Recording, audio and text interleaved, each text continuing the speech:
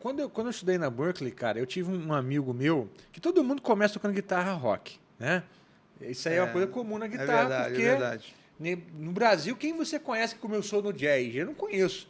Mas esse meu amigo tinha começado no jazz, cara. E era uma coisa engraçada, porque pra mim, pesar no pedal de drive é uma coisa que eu faço desde 12 anos de idade, né? E ele um dia chegou pra mim e falou assim, pô, Matheus, comprei um pedal de drive, cara. Eu ligo isso aqui, cara, começa a apitar pra tudo que é lado. Eu falei, nossa, o primeiro cara que eu conheci que fez o caminho contrário. Então, às vezes, tem isso. Tem. O cara vem da música brasileira, vem do jazz, e quando ele entra no contexto do rock, do pop, ele vai ter, cara, que aprender a timbrar. Vai, Não vai ter, cara, não tem vai. jeito. E é um universo também, assim, muito... eu não vou dizer difícil, né? Mas é desafiador. Sim. É desafiador. Né? Porque parece que é uma coisa boba, assim, a questão do timbre, mas é desafiador, cara. Sim, e total. hoje em dia, eu vou te falar, assim, do jeito que a tecnologia tá, cara, tá mais desafiador ainda, né, cara? Você entender algumas coisas, o que está acontecendo. Cara, e é interessante porque, assim, as pessoas sempre falavam muito do meu timbre. Assim, na época que eu tocava com o Kleber, o pessoal gostava demais, falavam.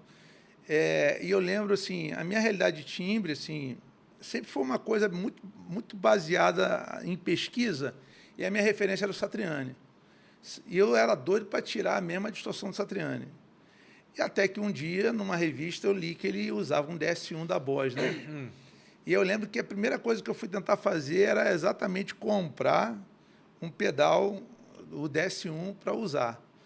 E eu lembro que comecei a usar esse pedal... Como que é a coisinha dele, o DS1? É o laranja. Laranjinha, tá. O laranjinha. Eu já tive um desse. E aí eu lembro que... Aí depois que você vai descobrindo, né? Que você tem a versão japonês, tem a outra versão Taiwan, que aí são pedais com timbres totalmente distintos, né? E eu lembro que quando eu comprei esse primeiro pedal, cara, foi quando eu comecei a descobrir mesmo, e aí eu sempre queria tentar chegar naquele timbre, né? Só que, à medida que você... O timbre ele vai muito também do teu ouvido, daquilo que você escuta também, né? Daquilo que você tem como referência e um parâmetro de timbre. Sim. Né? E eu queria chegar, eu sabia onde eu queria chegar. E eu lembro que eu sempre, assim, na época começando, eu tinha poucas condições assim de comprar equipamento top, e antigamente o equipamento era muito top, só importado na época. Eu lembro que eu comprei, meu primeiro equipamento foi uma RP10 da Digitec, uma pedaleirazinha.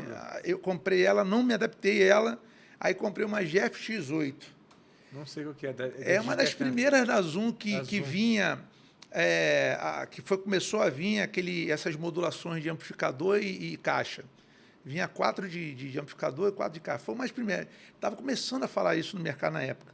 E eu lembro que quando eu peguei ela tinha uma função que era external distortion, né? Você poderia colocar um pedal de distorção como se fosse fora do sinal da pedaleira.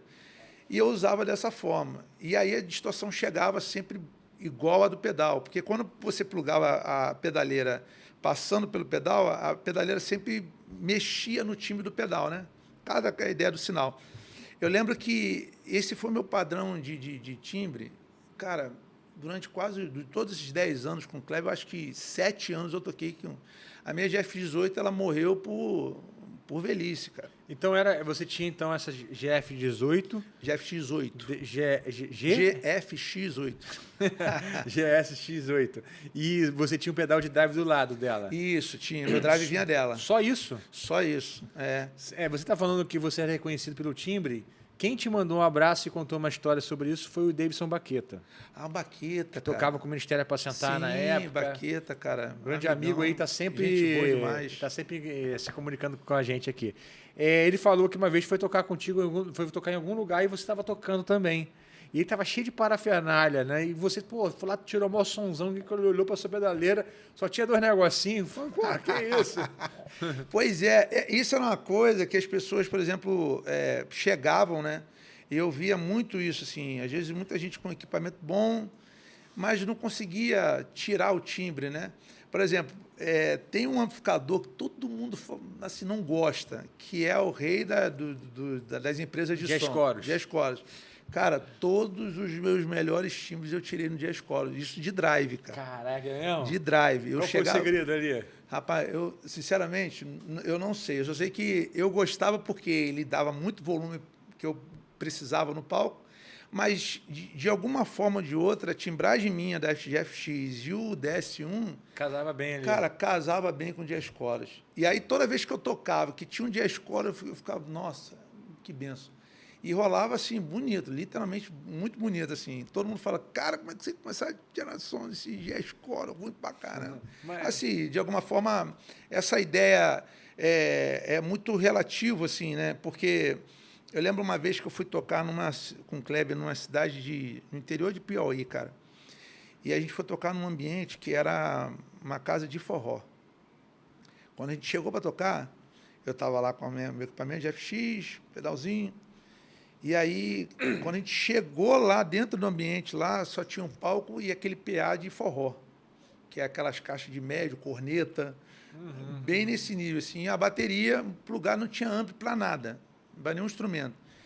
Eu olhei aquilo ali e falei, caramba, como é que eu vou fazer agora aqui, cara?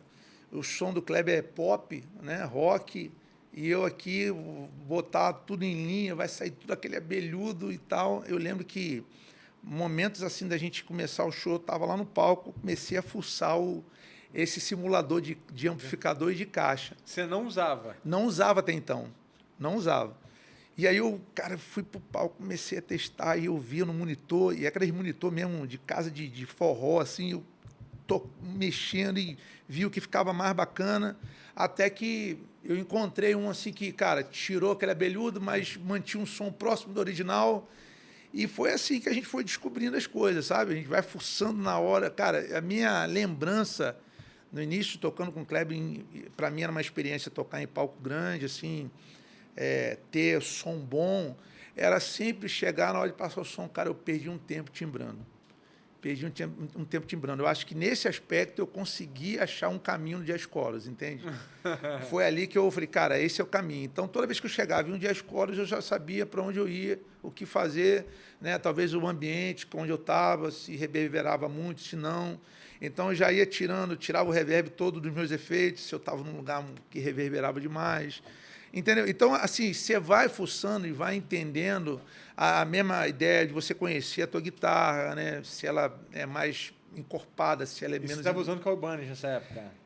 Nessa época, ó, eu já tive algumas guitarras, né? Eu tive geralmente, assim, o meu início foi Ibanez o tempo todo. Eu tive Petrucci, daquela época que ele era Ibanez. Sim. Tive a Jane, tive uma Satriani. Mas depois Tudo Floyd Rose, sempre Floyd Rose. Tudo né? Floyd Rose. E para mim é engraçado, eu não era muito de arrebentar corda, não. E eu só tinha uma guitarra e era de Floyd Rose. Puxou, você só tinha uma? Só tinha e uma. E aí, se arrebentasse? Então, raramente arrebentava. Era uma coisa assim que todo mundo fala, cara, você não arrebenta a corda, não. Eu falei, cara, raramente eu arrebentava a corda. Raramente. Dá para hoje, assim, se eu for lembrar a minha história tocando, eu diria para você que eu iria pontuar assim, umas 3, 4 vezes que eu arrebentei a corda no show. E aí? Que aí que deu zica, né? Mas aí, assim, perdi uma música, botava a corda lá, conseguia mexer na Floyd Rose, eu não tocava mais o restante do show com a regulagem decente, mas conseguia botar ali a corda, botar ela numa altura que eu pudesse terminar o show, entendeu? Mas você, quando tocava também, cara, você sentava a mão na Floyd Rose também? Tipo... Fazia muito, porque a Floyd Rose, para mim, eu era dessa geração, principalmente Satriani. Naquele solo que você viu lá do Zona Sul, eu faço uma alavancada igual do Satriani lá. Então, assim, eu usava muito isso. Mas cada alavancada para trás você não fazia, não, né? Não. Eu segurava um pouquinho. Essa aí é perigosa, né? Muito. Cara para trás, assim. Essa, assim, eu só tinha aquele instrumento, eu ficava bolado para não dar zica, né?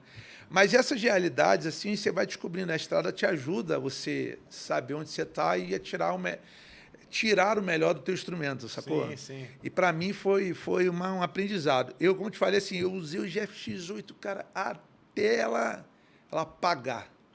E eu falo que a fonte da pedaleira, praticamente assim, eu perdi várias, né? Que chega nos eventos para tocar, principalmente no Nordeste. Chega lá, o pessoal, cara, tem 110? Tem ali. Aí o cara que está ajudando lá, o pessoal do som, te aponta um negócio, tu pulga lá, 220. Aí queima. Aí você levava sempre uma reserva? Aí eu levava uma reserva, mas teve as primeiras vezes, cara, porque é o que eu tô falando, você vai aprendendo, né? Depois que eu comecei a trazer uma reserva, mas, cara, a primeira vez, cara, eu tive que... Ainda bem que, assim, a gente passava o som de tarde, e aí queimava. Eu fiquei, caramba, show de noite, como é que vai ser? Aí eu corria na cidade para poder comprar uma fonte, achar. E a X8, o plug para encaixar na pedaleira era específico do negócio, entendeu? Não era só você comprar uma fonte. Então eu tinha que remendar, né? Eu tinha que cortar, o cara tinha que falhar. Eu levava numa...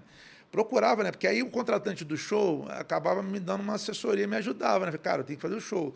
Aí ele me levava numa loja elétrica, eu comprava a fonte, e aí ele emendava lá, o cara fazia um serviçozinho bacaninha. Aí depois, cara, a gente resolvia esse problema. Mas, cara, eu perdi muita fonte nessa brincadeira aí. Muita.